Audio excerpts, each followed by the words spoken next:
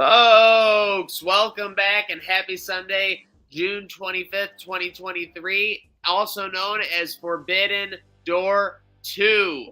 What an event. We have 14 matches on tap tonight via AEW and New Japan Pro Wrestling. Some crazy matchups. Okada, Danielson, we got Omega, Ospreay, and much, much more. To break it all down, let's get our panel in here. We got your friend, my friend, our friend, Jake Micah, and as always, the voice of reason, Ernie Green. Gentlemen, how are we feeling tonight going into Forbidden Door 2? Can't wait. I cannot wait. It's a card. Last year's card was awesome, and it turned out to be a great show, but there was definitely, a lot of people that were supposed to be on it that didn't end up on it for injuries or one reason or another. So it ended up being, I remember people were talking about the build and were worried about it and everything. The card absolutely delivered. But this year I feel like is what New Japan and Tony Khan envisioned when they put together the Forbidden Door event. This feels more like a New Japan and All Elite Wrestling super card, and just the top two matches there I think are worth the price of admission, but there's a lot of good stuff throughout the whole thing. I mean, it would be damn near impossible for this to be a bad show. Yeah. Seriously, if I remember one thing from last year, all the matches high quality. It was like they were trying to outdo each other. It's almost WrestleMania-esque with the fact that I think a lot of these performers are excited to go head-to-head. I mean, I couldn't imagine if you threw WWE into the mix what you could create, but it'll be super exciting to see what AEW and the rest of the NJPW roster and obviously these wrestlers do tonight. Real quick, though, we are going to flip the script. Typically on this show, we go and we say, what is your favorite thing in the world of wrestling right now? We'll go at the opposite side. What is your least favorite thing in the world of wrestling? I'll start off, and this can be a little odd. I mentioned in our chat last week, I didn't like how they kind of scrubbed the CM Punk history. I know we all know that they didn't want to work together, the Elite and CM Punk, so I'm not faulting anybody there. But I feel like they could have been a little bit more honest and transparent about how it happened. I mean, the very next show after Brawl Out, I mean, they were basically saying, everyone was suspended for their actions. They kind of admitted what happened, but then it was framed around CM Punk like he came back just from the injury alone. So I didn't love that. But besides that, I do love Collision, but didn't love the way that was done. Mike or Ernie, what do you guys got? Go ahead, Mike. My biggest complaint is on the WWE side. I don't really have a lot of complaints. Wrestling's pretty damn good right now, all things considered. My biggest complaint is that next week there is a show in London, England, and neither Drew McIntyre or Sheamus, who were been MVPs of the last 2-3 years, honestly, in ring and just character-wise in WWE, don't have a prominent spot on that card. Drew has not been around for a while. Who knows what the issues is? Maybe he's making a big return there. There's been rumors that he's coming back around, but Sheamus the other day came out and was just like, listen, the brutes, we haven't gotten time. We haven't had a chance to be booked and booked strong. And he thinks it's a shame. It is a shame. But I mean, Butch Pete Dunne is going to be in the Money in the Bank match. Ridge Holland, there's probably a lot of reasons he doesn't get as much time, but Sheamus is a guy who deserves a prominent spot in there. So those are two guys I just wish I was going to be able to see in front of that crazy London crowd we're going to see next week for Money in the Bank. Well, like you said, I think there's a really good chance that Drew will come back for that. Me too, yeah. But if not, I agree with you 100%. Sheamus had a great run the past year and a half. He's been one of the MVPs of WWE. That match with Gunther at Clash of the Castle and that match with Drew and Gunther at WrestleMania were absolutely bangers, man. I mean, the kids call that the Big Hoss fight, and they were both just awesome. To me, like there's nothing really. There's not much to complain about in wrestling, like Micah said. My least favorite person, I think, in pro wrestling right now is Lacey Evans. Just a deplorable human being. We talked about the one day in the chat about how she mocked like a kid with special needs. And anybody but her, we give her the benefit of the doubt. Oh, she saw someone in the crowd. She mocked them as a heel. Okay, that happens. We'll give them the benefit of the doubt. They didn't know, right? Well, her views on like underprivileged kids and kids with special needs and whatnot are completely effed. So I don't give her the benefit of the doubt in any way, shape, or form. She's just a terrible human being. She's an even worse wrestler than she is human being, which is really difficult to say. And she just brings absolutely no value to pro wrestling as a wrestler or as a human being, in my opinion. Yeah, and I realize the key thing I just want to note there is that I think we appreciate all these people as performers. A lot of your opinion there is rooted in her views and what she's expressed almost outside of the world of wrestling, right? Yeah, well, yeah, and she's a lousy wrestler too, but there's a lot of lousy. Oh yeah, wrestlers, the wrestling isn't helping, but Yeah. it's rooted in there and stuff. I got you, totally understand. Just wanted to clarify because I know sometimes you get lost when I say. On the wrestling side, she did get squashed by Charlotte on Friday, so that was a nice development for Lacey Evans detractors. Just nice, easy 3 minutes in and out. See you later. It was a squash job. But speaking of vegetables, let's get into our picks here. The updated standings. So we had a little bit of movement. Micah, kudos, 10-0 at Double or Nothing. Did you know that? Did I really? That's pretty good. I did go. I did not know that at all, actually. No, you were cooking for sure. You were the only one to get Tony Storm right, and basically the other ones, Blackpool Combat Club. A couple people had that wrong. Slick and Rob Ryan had the Elite. A couple other people went 8-2, but Micah gained some ground at 10-0. He's still not in our top tier yet. But you see Partham hanging up above 80%. Ernie, you didn't do a double picks for Double or Nothing, so you didn't update there. But we got that. And Mike, you're up to 66.8%. I think you're at 66 going into last episode, or last review. So with that said, you're up almost 3%. We'll see if you can get over 70%. Need a run up in Double or Nothing. So let's get into it, gents. Tonight, Double or Nothing. You know what's so funny is that Survivor Series, you hear it like 38 trillion times. The only night all year when SmackDown and Raw go head to head. You've almost like heard that like not once about like Forbidden Door, the only night all year when they go head to head. Because I guess, maybe Tony Khan wants to make it multiple times a year or whatever, but it's just funny the juxtaposition of how WWE kind of rubs your nose in it and AEW is a little bit more subtle sometimes. Yeah, this and it's nice because you get to see these people throughout the year, right? Like someone like Zack Sabre Jr. has been on, Ring of Honor the last couple months. He's been on AEW television. We've seen a bunch of these people mentioned and everything. So yeah, the coolest thing about AEW is that they're just like all of wrestling is the whole universe. Like we'll talk about WWE stuff, we'll talk about New Japan, we'll talk about old WCW, like they'll just talk about whatever has happened in the world of wrestling. And so the fact that we've seen these people, that there are like even just another year of established stories, like people seeing Tanahashi at another title match after we saw him last year, like it is, you could tell there was a little more juice when he came out on Collision for his entrance and everything else. Like it's just little bits that it's world building, that you gotta take your lumps with the world building as it comes. I mean, I'm glad they don't rub it in our face. I mean, how many damn, I mean, as great as WWE has been under Triple H's tutelage, like how many damn times, like during the Jake Paul Roman Reigns match, did they mention one lucky punch? I mean, the over under had to be 25. It's like it gets tiresome. Like we're not stupid. You know what I'm saying? Like something called Forbidden Door with a company from the United States and a company from Japan. It's pretty much implied that they're not going to work together often. Maybe it might be twice a year or once a year, but it's not an everyday thing. We don't need it rubbed in our face. We're not stupid. Sometimes I argue that AEW, instead of treating us like we're really stupid, sometimes they treat us like we're too smart. Yes. Like we just assume, like sometimes they assume we know all these wrestlers that come in, that, you know what I'm saying? And honestly, I'd rather do that, Mike, than the other way around.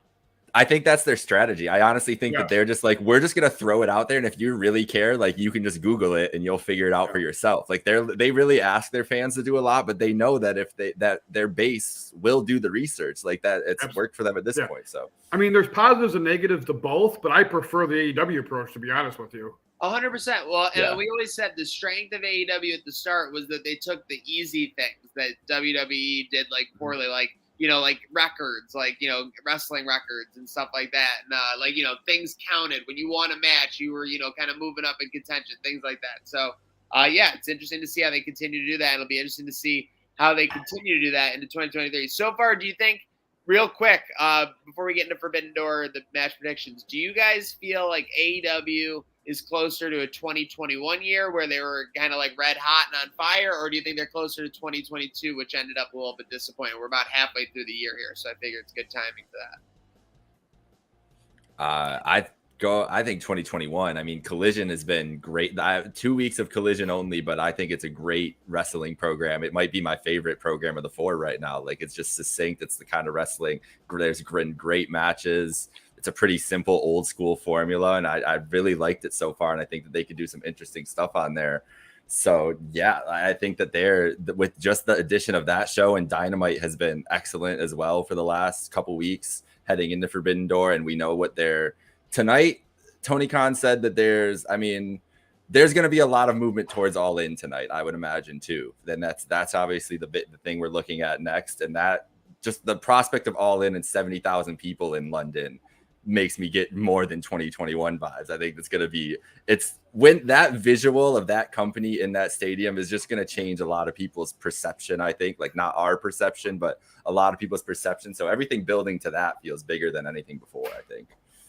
A lot of the reason why 2022 was substandard was that there was just a ton of injuries. Mm-hmm. So a lot of guys they were going to build around. They were going to build around Adam Cole. Obviously, he got injured. He almost lost his career. They were going to build around CM Punk, and I'm not going to rehash what happened there. But don't forget that he had the foot for a month and a half. Yeah, he did. He had the foot. Yeah, exactly. I like that. Omega's out hurt this whole time. Yeah. Max has the contract issue. Yeah, those are you're both players. making some great points. Yeah, so with 2022. Yes. I'm just saying. 2021 AEW felt like it was on fire. Now, kudos to Cody Rhodes going through a table that was literally on fire back then, so that made that easy. But, you, like, every show beginning, every show ending, and then you had all the segments just sprinkled in that were, like, all littered with, like, amazing references, callbacks, things like that. So, I think we are getting back to that. So, I agree with you guys. It's mostly 2021, and injuries definitely did play a large part of that, more so than I guess I realized. And one other thing to add to that is that sometimes our perception of AEW changed with how good and bad WWE is. Like 2021 was awful for WWE, so maybe we overrated AEW a little bit, and then maybe we underrated the AEW a little bit last year because when Triple H took over, everyone loved SummerSlam. Everyone loved Clash in the Castle and the whole Bloodline angle. So it's like we need sometimes as wrestling fans, myself included, we just need to look at AEW as standalone.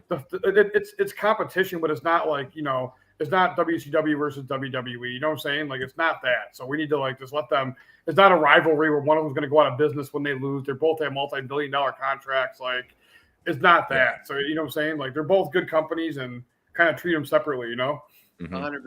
True. They are in the ecosystem. So, yeah, that does lead to that kind of cause and effect from one and the other. Speaking of one or the other, let's get into our AEW Forbidden Door picks. Tonight, when does the show start? 8 p.m.? 8 Eastern, yeah. 8 Eastern. Okay, so we got 8 Eastern. We obviously have the 0 hour on YouTube before that, so make sure you check that out. But to start us off, let's go with the Women's Owen Hart Cup Tournament. I'll kick it off here. We have Athena versus Billy Starks. I just can't – I respect to Billy Starks. Love the character. Love the performer. But we got to get Athena this win. Athena's got to get going in the right direction, in my opinion, and the win in this first round will go a long way in that. Yeah, Athena's been cooking on ROH. This is going to be awesome for a crowd to see Billy Starks in her this is her biggest match of her life. She just graduated high school literally a couple weeks ago. But she's going to be a huge part of our AEW lives going forward, I would imagine, as one of the rising stars in the women's division. Will be a good showcase for her. But with Willow winning last night on Collision, we're sized up for a Willow-Athena match yet again. They've had a couple matches, been incredible on ROH. So another one of those on a big night on Collision or Dynamite, big spotlight for those. So, yeah, I think Athena is my pick as well. Billy Starks is a bright future, obviously, but that doesn't start tonight. Athena wins. Okay. It's an Athena sweep as Parthy and Rob Ryan have Athena as well. Let's move on. I think this will be on the 0 hour show. Again, don't quote me. Oh, yeah. But we got the United Empire, Jeff Cobb, Kyle Fletcher, and TJP versus Los Ingobernables de Japón, Shingo Takagi, Bushi, and Hiromu Takahashi. Okay, so real quick, I'm gonna be honest. I'm flying into this match completely blind. I figured. Is TJP TJ Perkins? He is. Yeah. Okay, cool. So at least I'm like remember reference. With that said, I'm gonna go Los Ingobernables de Japón. You just gotta respect what Bushi's done. And Tagaki's body of work is just unparalleled. So I'm gonna go with them. I'm going United Empire. I think it's going to be a big night for the UE. I just want to hear Maniac try to say that again. Los Ingobernables. You know what? It was I lost the first B. I lost track of the first B, and then I tried to go back in the same word. But I'm going with Los Ingobernables de Japan myself. This is just a straight New Japan 6-man, and it's probably going to be incredible because this is all great workers in this. And I'm a huge Jeff Cobb fan too. I just don't think they're going to win. Okay, I like that. Rob Ryan has Los Ingobernables, which that's how you spell redemption right there. Okay, so we got all of them except Micah is on the United Empire, so we'll see what's going on there. And again, with another 0-hour match here, we got Stu Grayson with the Righteous, Vincent, and Dutch versus El Phantasmo. I when I can get an opportunity on this card, I've got to pick, my Phantasmos. So I'm gonna lead this one off. I'll go El Phantasmo over Grayson. I like LP. I'm going to that too. Yeah, it's a clean sweep. Yep, it is a clean sweep as Rob Ryan has El Phantasmo again, as well. So now we'll get into a little bit more of the nitty gritties. And again, I say that with respect to these matches. Again, these matches were literally just announced yesterday. A little bit of some of these other matches. Just Kevin Kelly just wheeling and dealing on the broadcast. There's a certain, like, I don't know if the term is love language, but when Kevin Kelly is just spewing out like upcoming wrestling matches or just facts, it's just, it makes you feel good. It makes you feel good. Speaking of wrestlers been making me feel good, truthfully. Mogul Embassy, Swerve Strickland, unfortunately fell short against Orange Cassidy, but has had a lot of momentum, obviously building up this faction, which is, pretty formidable. Toa Leona and Bishop Khan with Prince Nana versus Roppongi Vice, Rocky Romero, Trent Beretta, and El Desperado. Ernie, why don't you kick this one off and we'll come back across? I really think that Swerve is kind of hitting his stride in AEW, and I predict a big win for Mogul Embassy tonight. Yeah, same. Swerve's been killing it. Had a great match last night on Collision with Tanahashi and did not win, so I feel like he's got to get the win tonight then. Seriously, and yeah, I agree. When they need any win for Swerve, they can get right now. The guy is hot. He's definitely, he's carrying his own program, which is, I feel like there's, we look at the main eventers and we always, I guess my original mindset was always, who's doing this, who's doing what at the top of the card. But man, when you have someone that can fill in those other hours, kick off a show, can come out at 8:30 and grab your attention, on an 8 p.m. show, things like that, that definitely goes a long way for your program. So I'm really respectful of what Swerve Strickland's built outside of, the Keith Lee fallout, and definitely hope that Mogul Embassy picks up the win tonight. So it's a clean sweep for Mogul Embassy. This next one will likely be a sweep as well, although the stakes are much higher. The IWGP World Heavyweight Championship. It was so funny. I was looking at last year's show when we were seeing Alex Micah make some of the craziest picks. I don't think anyone is crazy enough to pick Jungle Boy to beat Sonata, though, tonight, gents. Nah, I'm going with Sonata. I think this is more of a vehicle to get Jungle Boy towards that heel turn that he's been. It's just been little teases here and there, and I feel maybe this is coming up. I think that's the only reason he's friends with Hook right now is because he's going to turn on Hook, and everybody's going to be like, how the hell could you turn on Hook, bro? Like, everybody loves Hook. So I feel like Jungle Boy is going to get a little frustrated after his loss tonight. But yeah, I'm going Sonata. Like I said this before, like I feel like every Forbidden Door pay-per-view has like one head-scratching like decision who they book for the title. Like last year they had Ospreay on the show and he wrestles Orange Cassidy. It's like with all the great wrestlers, why Orange Cassidy? Even though I don't mind Orange Cassidy.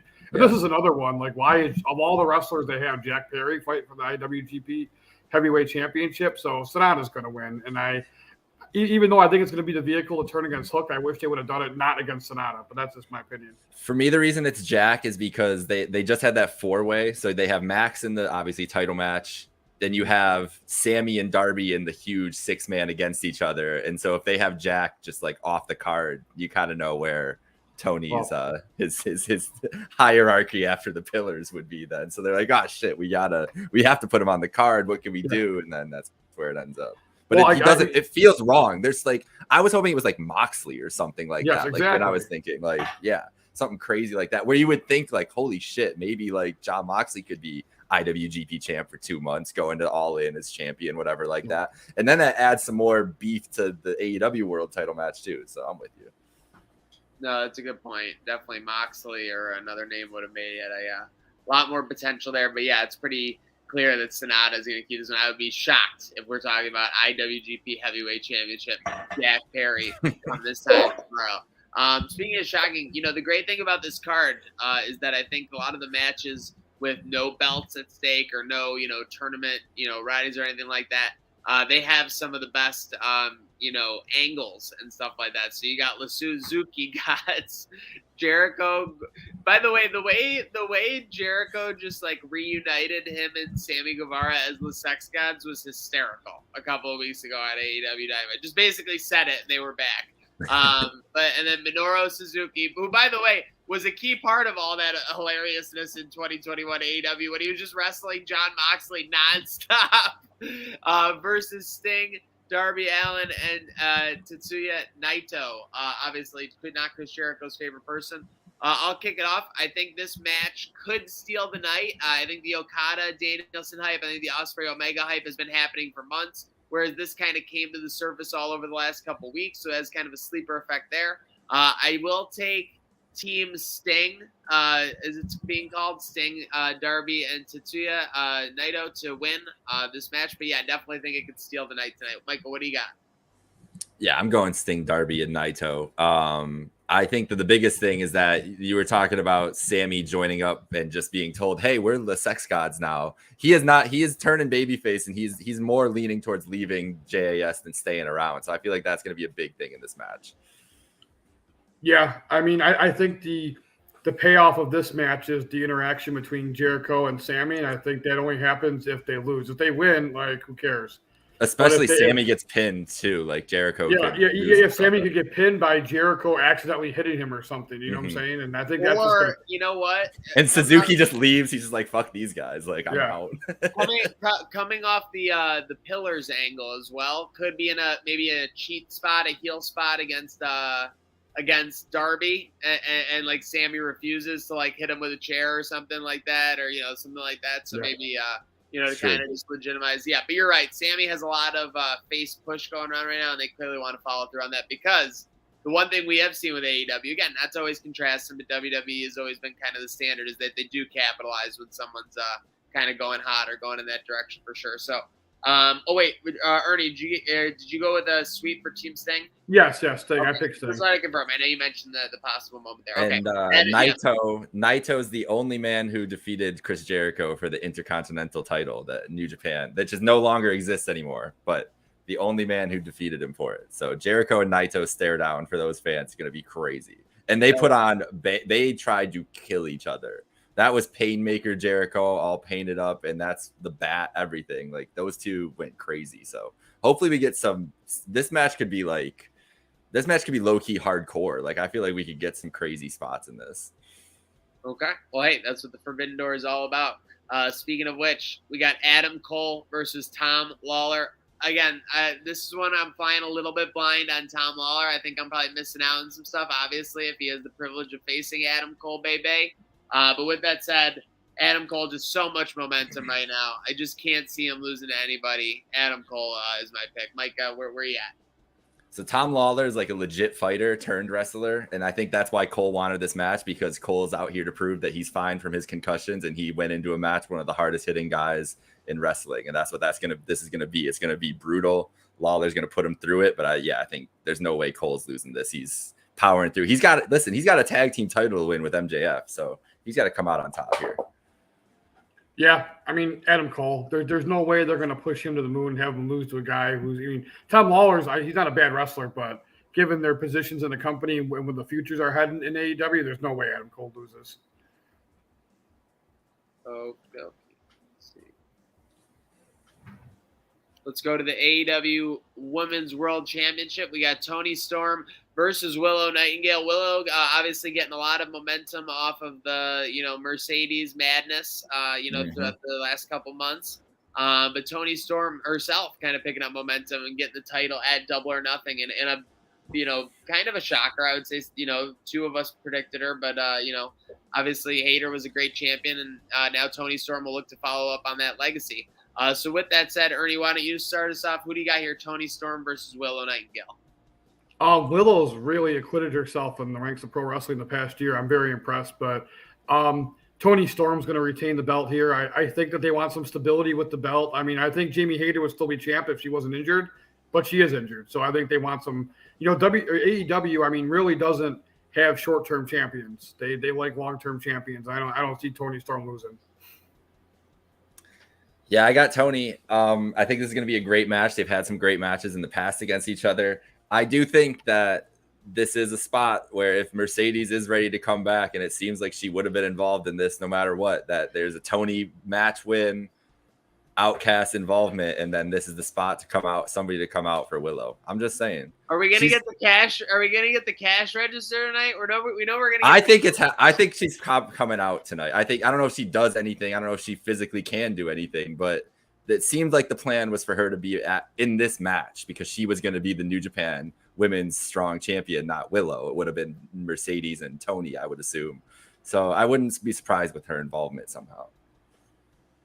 Yeah, you got to think that with, her, especially her involvement in New Japan earlier this year, I mean, this is something she wanted to be a part of. So maybe I think an end of the match appearance could be just with the Dr. Dom. This match, though, in ring, besides the two main events, I think personally I'm most excited for, because I think if they get 12 to 15, hopefully something like that these two are going to go, and they can both go. Like you said, Ernie, Willow she is the fastest rising star, maybe in all of wrestling. Like, from general, I mean, people knew who she was. Now she is going to be a super duper star. Seriously, super duper star. But we all do have a Storm sweep, right? Yeah. Yes. Okay, just to confirm. Just want to make sure we're on the same page. Okay, we are through 9 of the matches, I believe, if my counting is working. Or no. No, sorry.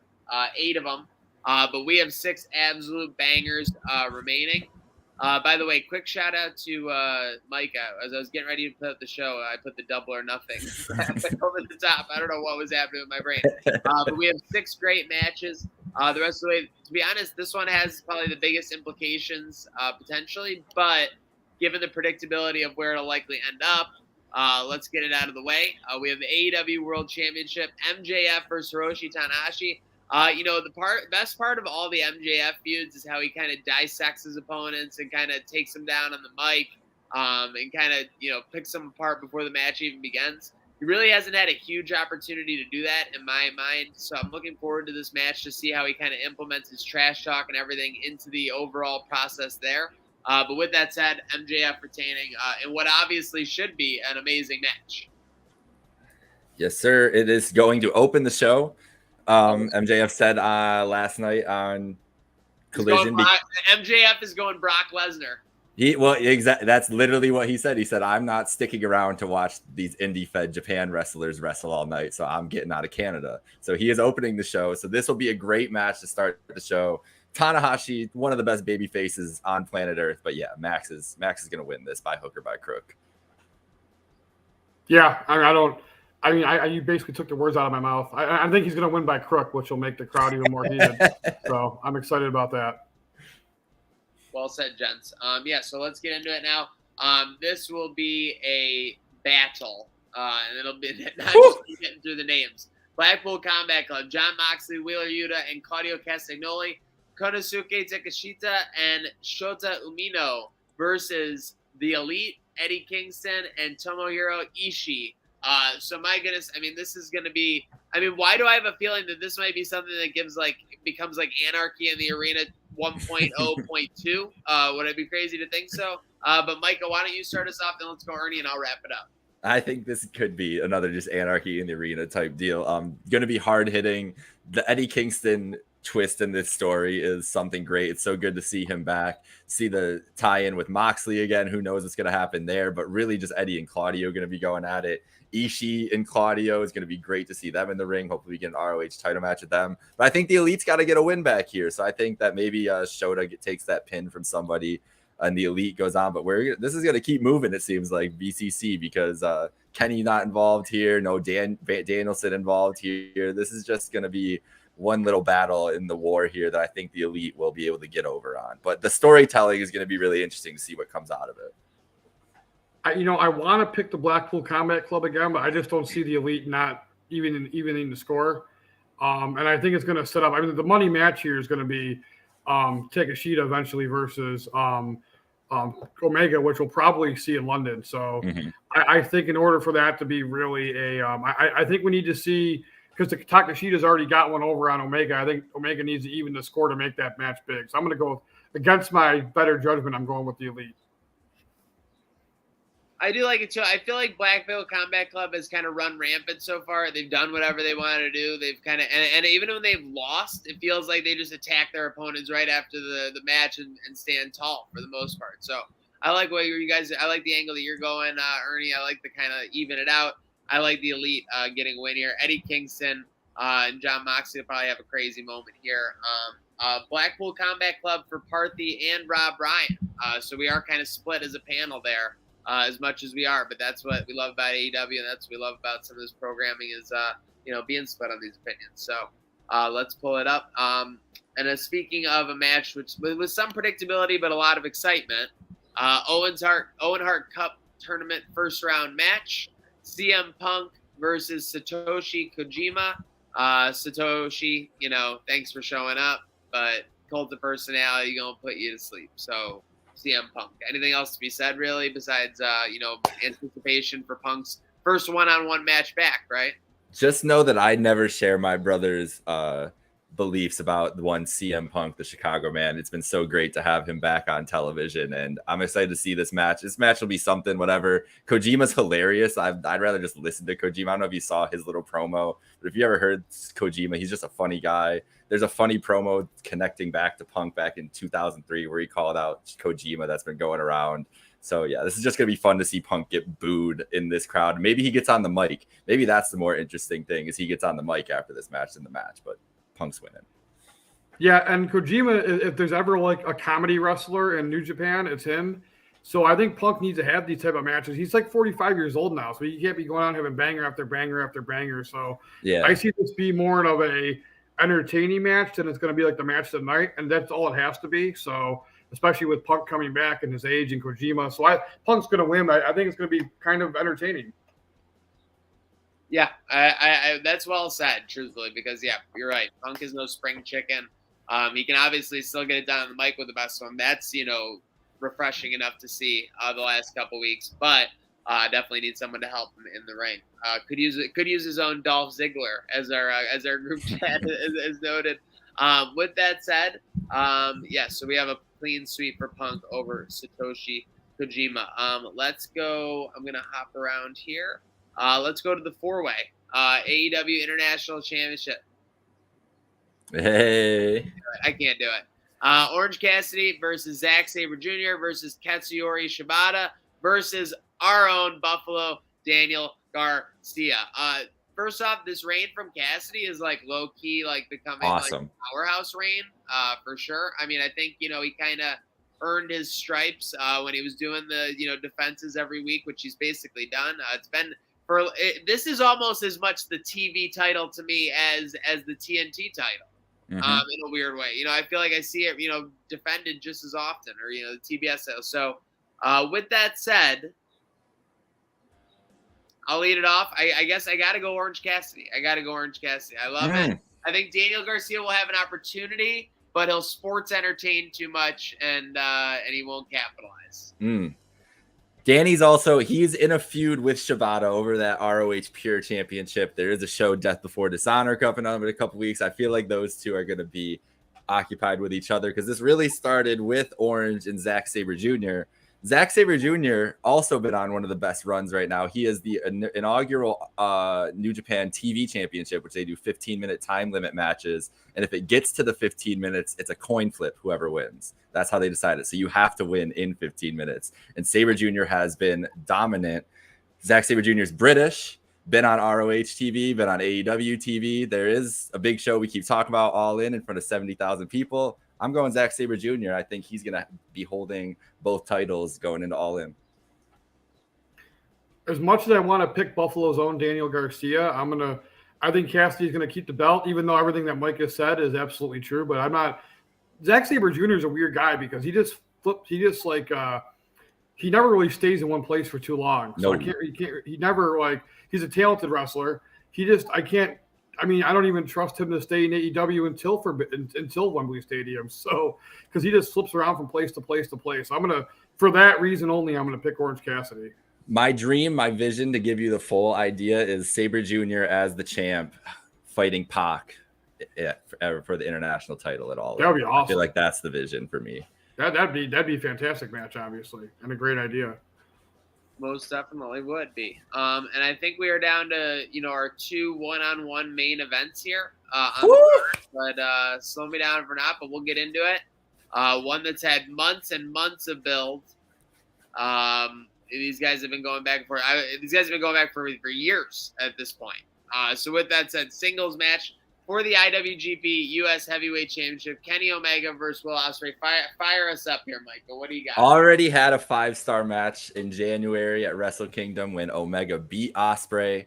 I would expect nothing less. Will has talked about the last 6 months is that he's been consumed by revenge over Kenny Omega, wanting to get this title back. I think Will is going to get it done tonight. I think Will gets his win back, defeats Omega, gets that IWGP US Championship, and maybe they do the trilogy this is the third match, happens at All In too. I could see them wanting to do a third one again and go for there.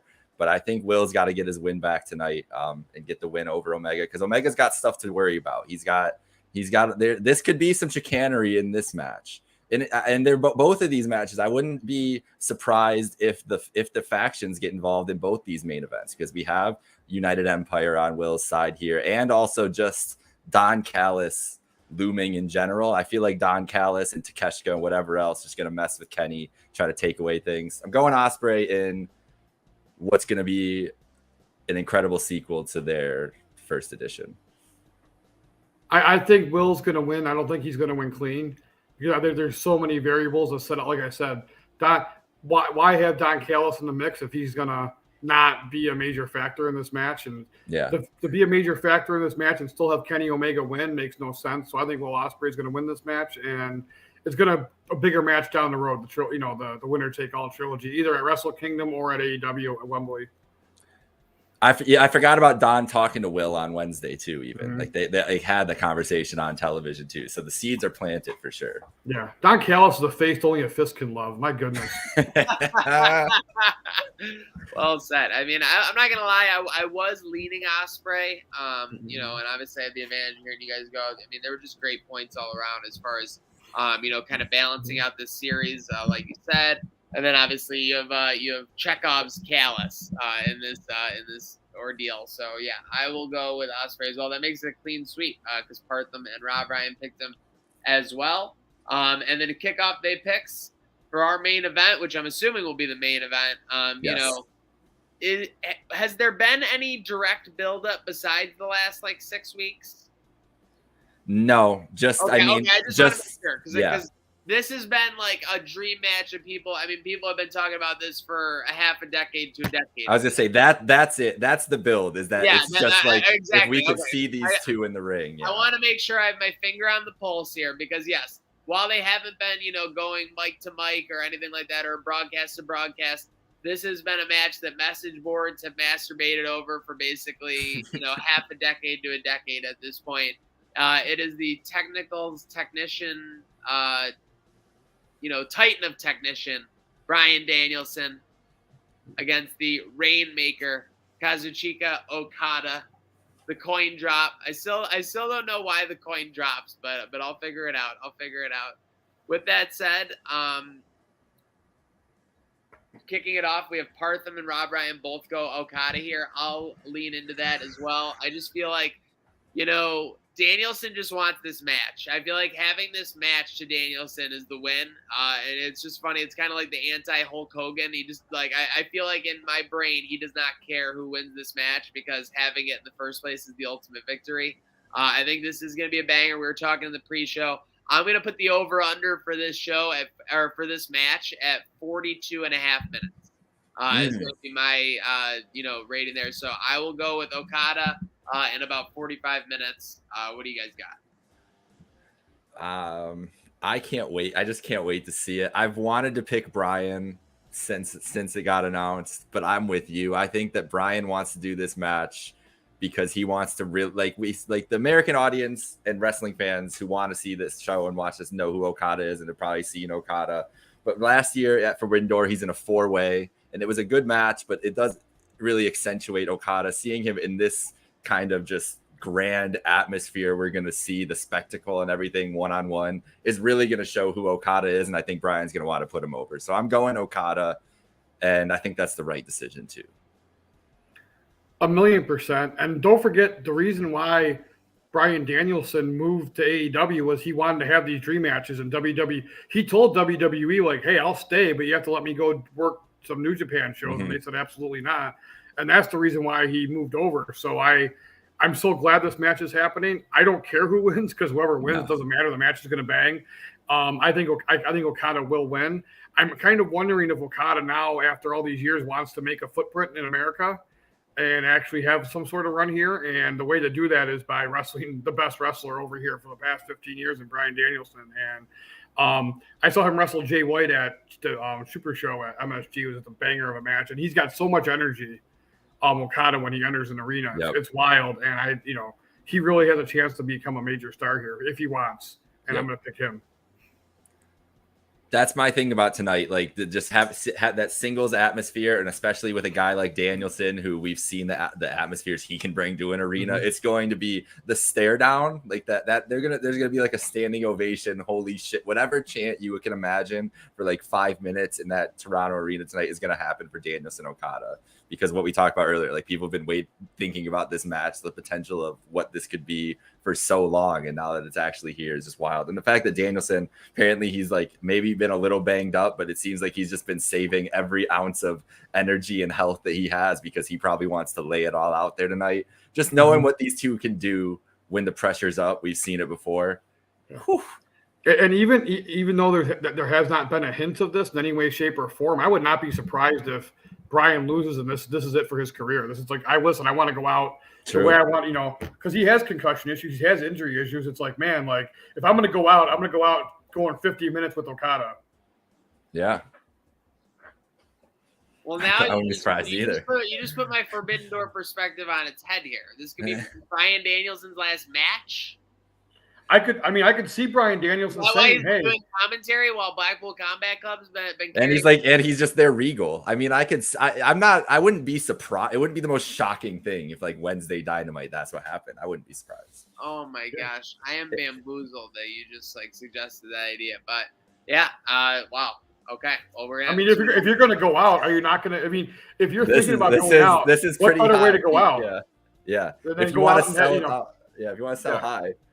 That's a prediction and a half. Yeah, I mean, that would be to go out against the best of the best. So it'd be very. I mean, Danielson is 42 years old now with concussion issues and injury issues. I mean. Yeah. No, you're right. You're right. Wow. Okay. Well, they're just gonna wrestle again at All In, and this is just the start. Or Danielson's gonna cheat somehow. Or Wrestle Kingdom.